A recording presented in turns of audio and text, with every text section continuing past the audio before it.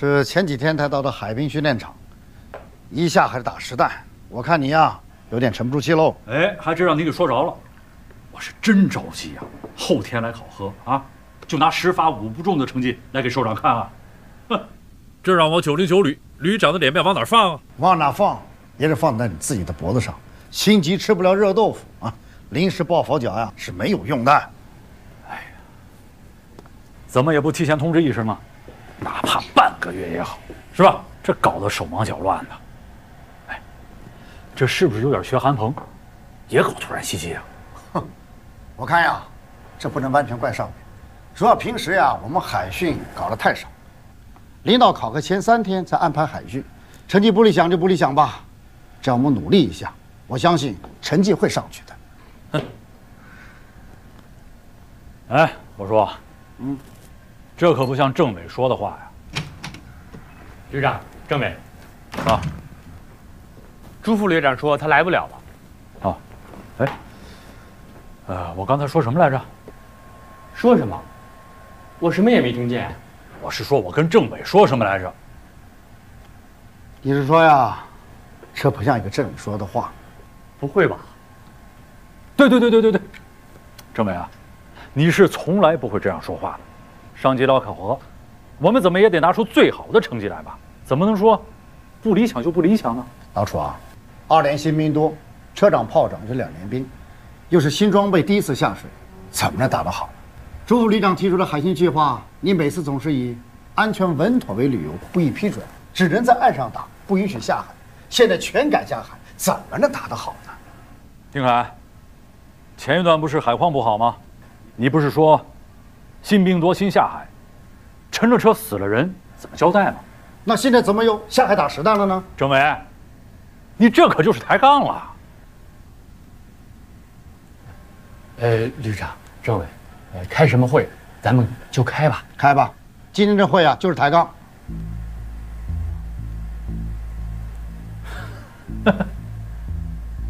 怎么了，徐小春？吃错药了吧？老楚，你怎么说话呢？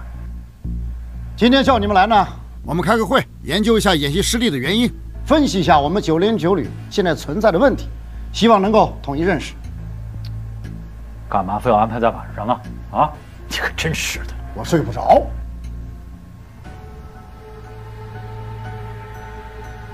好吧，你说吧，什么问题？我们档案办上回来过后，旅官兵思想波动很大，大家是有目共睹的。但是我们常委领导的思想没有统一的认识，909旅的路将来该怎么走？翻身干将来怎么打？如果我们3个思想没有形成统一的认识，旅的很多工作就无法顺利的展开。还有的就是有些问题，大家心里都有数，有时候碍于情面，装作看不见，闷着不说话。我认为啊，这是一种不称职、不负责任的表现。我希望从今天开始，这个杠呀，就要抬起来，对事也要对人。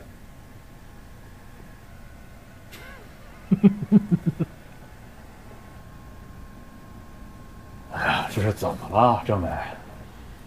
有问题当然不能回避了，是吧？可我们打败了吗？首长连一句批评的话都没讲啊，是不是啊？我们干嘛非得自己作践自己呢？哎，我不同意用抬杠这个词啊，传出去影响不好。团结才能一致，是吧？团结起来，才能步调一致吗？政委，你说吧，训练中有什么问题，我们马上改，马上行动起来，不就行了吗？丁凯，你说说。我听着呢。现在不是听，是说。既然政委要抬杠，你也说说嘛，你也抬抬嘛。你说，刚才我说的有没有道理？这个嘛，我觉得旅长、政委说的都有道理。对，对，都有道理，那就不叫抬杠，那叫什么？探讨。探讨问题。老楚啊，我看你这是在和稀泥。哎，和稀泥不正是你政委工作之一吗？我知道，最近有些同志啊，汇报了一些问题情况和不满情绪。我知道，什么问题？什么情绪？你说说。老弘毅，他并不是因为决战2017成绩不理想而有意见的，一开始他就一肚子不满，他是带着情绪打的演习。你以为我不知道啊？当然，他说的不是完全没有道理，但党委定下来的作战计划，不管你有什么意见，必须坚决执行，绝不含糊。他把这种情绪啊，一直留到了现在，还提出要转业。你说，我们能接受这种情绪吗？还有呢？还有就是周荣生，他也受弘毅的影响，现在也是对这个看不惯，对那个不满。你说这种矛盾要是暴露出去，全旅官兵怎么看待咱们旅领导？今后我们的工作怎么展开？牢骚太盛防肠断，风物长宜放眼量嘛，大度一些，眼界开阔一些，不要总是计较个人情绪郁闷就随意宣泄。其实这是一种很不好的习惯。平安，我不是叫你找弘毅谈谈吗？谈的怎么样啊？我还没来得及。我找过弘毅，问题不在于谁发牢骚谁不满，那问题是什么？问题是他们为什么发脾气发牢骚，我们根本不知道什么原因啊。我想，主要还是对山豹旅的不满，大家对于山豹旅的对抗感到很不适应，对这种不讲规则的演习也不习惯，因此都觉得我们老老实实按训练大纲的要求去做，结果打起来就变成了另外一个套路。以后我们训练该怎么搞，大家的确感到有些迷茫，不知所措。我跟几个营连长也都聊过，他们觉得照现在这种训法再打起来还得输，因此训练的热情就不高。我说完了。对，说的对，没有山豹旅，没有所谓的专业化蓝军，我们训练搞得挺好，跟山豹旅打了一场演习，我们就成了这种状态。你说，这是什么问题？我看呀，问题不在于山豹旅身上，是我们自身的问题，很多理念观念上没有改变过来。我认为啊，我们就是没有从贴近实战上去找到自身存在的问题。自身问题。如果我们这次不是跟山豹旅对抗，而是直接跟808旅对抗，那又是什么局面？你们想过吗？没想过。哎，我想过，那才是一场华南虎与华北虎的巅峰对决，那才算是一场两支现代化的机械化步兵旅的真实的实际较量，与高手对决，虽败犹荣，我们赢得起也输得起，我服气。老楚啊，可我们并没有打败你看不起的只有半个旅实力的这假想敌部队啊，还手里拉硬使，梗着脖子不服气，你不觉得悲哀吗？何为悲哀？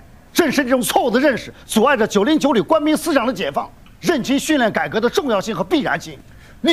我怎么了我？我看你根本就不是抬杠，就是冲我来的嘛！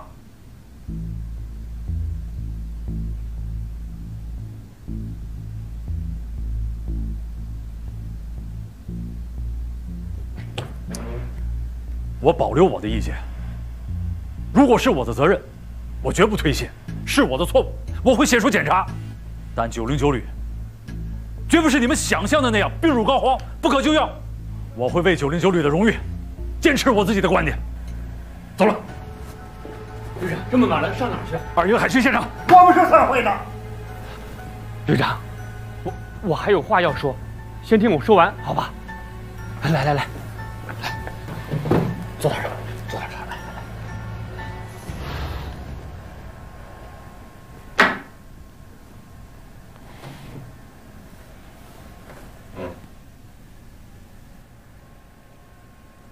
政委，我说吧。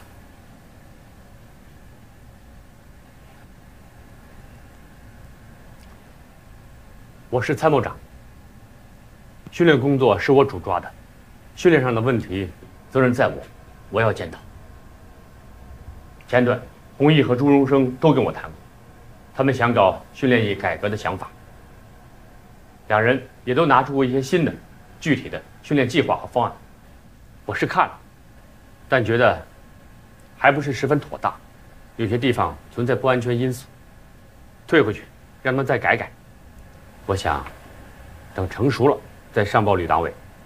我觉得，是我没有把这项工作抓紧落实，这跟旅长没关系。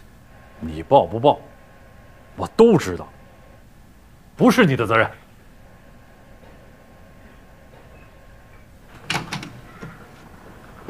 哟，听说你们还没开完会，我就赶过来了。荣生，你来的正好，谈谈你的想法。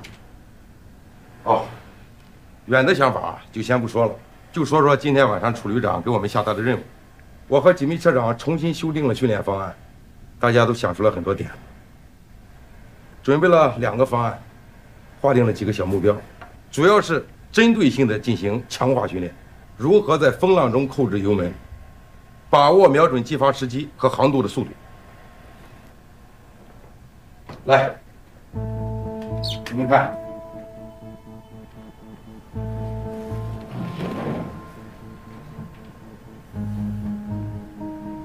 第一个方案，第一组在沙滩上练习，撤不下来，对海上漂浮的灯标进行瞄准射击，主要是射手们训练。第二组是海上驾驶训练，主要是车长、驾驶员、通信、观察等随车下海训练。我们还有一个方案，就是把已经退伍的几名优秀驾驶员炮长请回来。把退伍兵请回来？对，请他们回来做临时教员，我已经给他们打电话了。他们能回来吗？听说部队有需要，他们都非常高兴。有坐飞机的，有坐高铁的，都连夜往这赶的。我们缺的就是有实操经验的教员。哎，2营的王金满也过来吗？来，他肯定来。好，太好了，只要他过来啊，那就没问题了。他是1级车长，又是1级炮手，又是我们的教员标兵。行啊，朱团长，没想到你能想出这个点子来啊！我看现在的新手啊，不是技术不行，是实战经验太少了。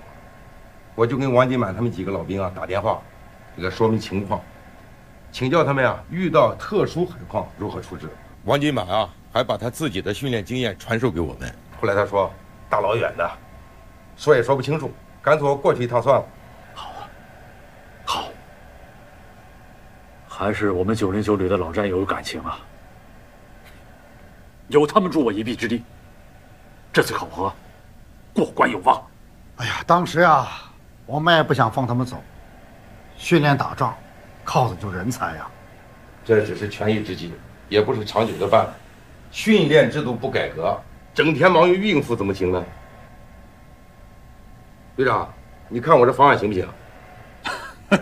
行，行行行。好，那我就赶回海军场了，你们继续开会。去吧。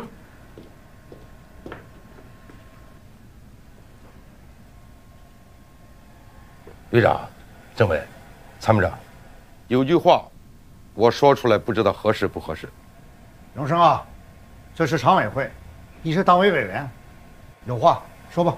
我们必须放下架子，承认失败，不能再自欺欺人了。